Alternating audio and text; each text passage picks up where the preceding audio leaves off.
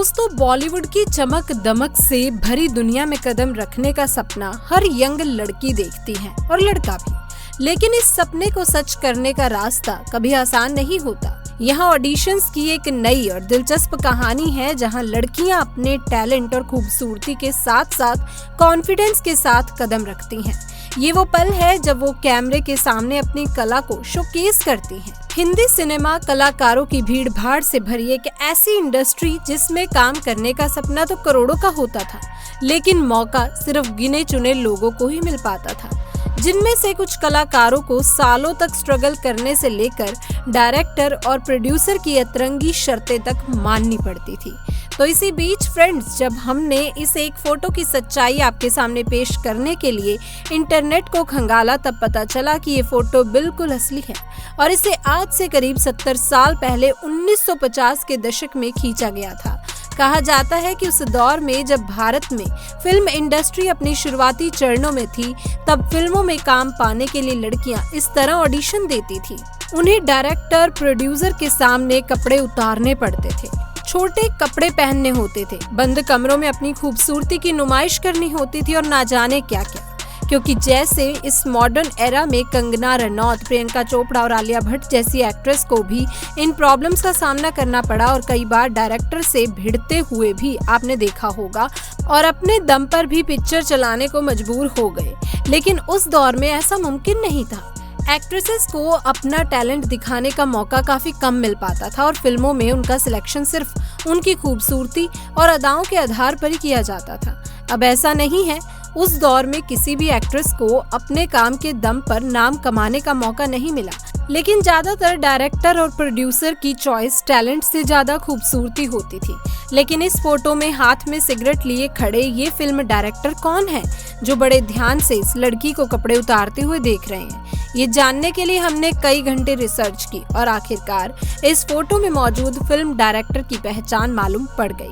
दरअसल इन डायरेक्टर साहब का नाम है अब्दुल रशीद कारदर, या यूं कहें AR कारदर, जिन्होंने प्रोडक्शन के नाम से प्रोडक्शन हाउस बनाया था। उन्होंने कारदर स्टूडियो बनाया और उसे बेहतरीन साजो सामान से लैस किया। इस स्टूडियो के बारे में कहा जाता है कि वो देश का पहला ऐसा स्टूडियो था जिसके मेकअप रूम में भी AC लगा हुआ था।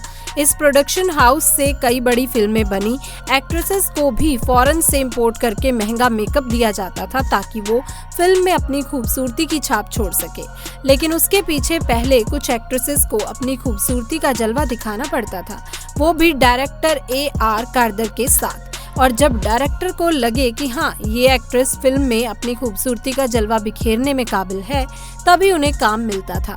ये फोटो साल 1951 में खींची गई, जबकि फिल्म इंडस्ट्री को बॉलीवुड ही नहीं बल्कि हिंदी सिनेमा के नाम से जाना जाता था।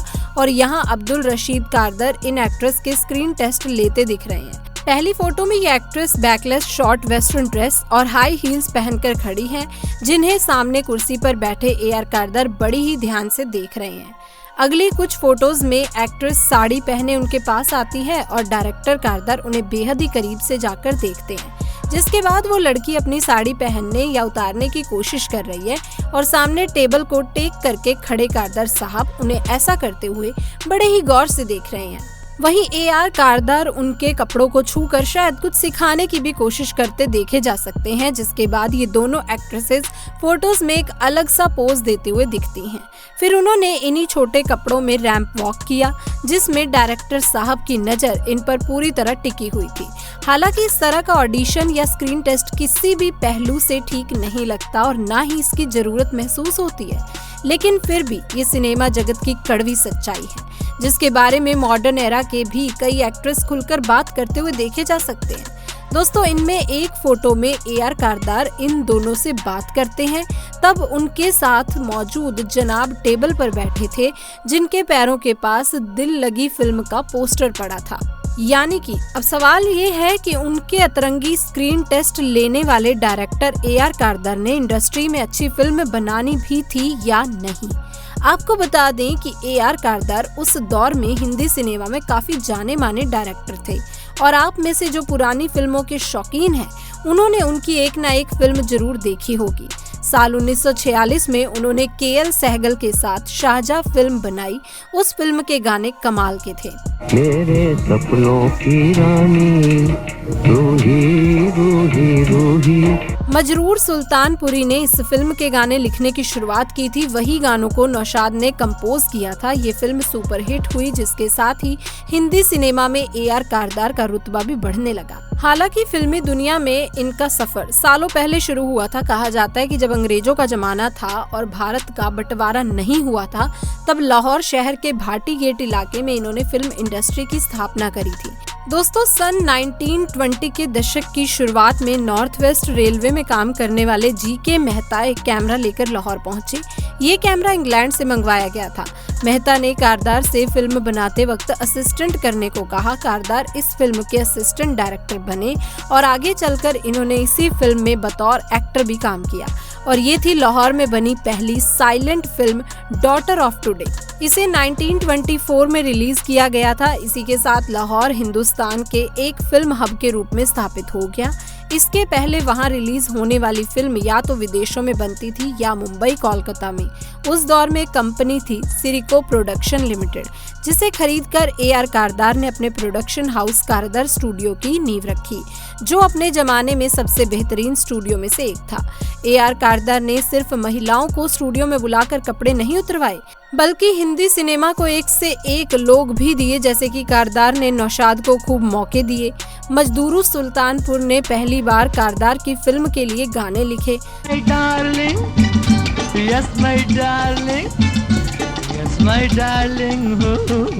सुरैया ने भी कारदार की फिल्मों से ही शुरुआत की। वहीं महान गायक मोहम्मद रफी साहब का पहला हिट गाना फिल्म दुलारी के जरिए मिला था। सुहानी रात ढल चुकी, और वो फिल्म AR कारदार ने ही डायरेक्ट की थी। उस जमाने के उभरते हुए कलाकार चांद उस्मानी और महेंद्र कपूर को भी इन्होंने ही मौके दिए। महेंद्र कपूर ने आगे चलकर फिल्म इंडस्ट्री में इतना नाम कमाया कि उन्हें पद्मश्री से नवाजा गया। दोस्तों, अब्दुल रशीद कारदार का जन्म हिंदुस्तान के उस हिस्से में हुआ था जो आगे चलकर पाकिस्तान बन गया। दिलचस्प बात तो ये है कि उनके भाई ने अब्दुल हफीज कारदार, जो आगे चलकर पाकिस्तान के फेमस क्रिकेटर बने थे। ऐसे में जब 1947 में भारत का विभाजन हुआ, यानी कि बंटवारा हुआ, तभी AR कारदार इस असमंजस में थे कि लकीर किस तरफ रहे या फिर नया मुल्क जो पाकिस्तान होगा वहां चले जाएं। आखिर में उन्होंने हिंदुस्तान में रहने का फैसला किया और मुंबई में रहते हुए उन्होंने अपनी अगली 2 फिल्में बनाई, दर्द, दिल लगी और दुलारी, जिसके बाद बतौर डायरेक्टर उन्होंने 40 से अधिक फिल्में बनाई, जिनमें सैकड़ों सुपरहिट रही। जैसे कि साल 1953 में रिलीज हुई उनकी फिल्म दिले नादान को उस समय की सबसे बेहतरीन रंगीन फिल्मों में से एक माना जाता था।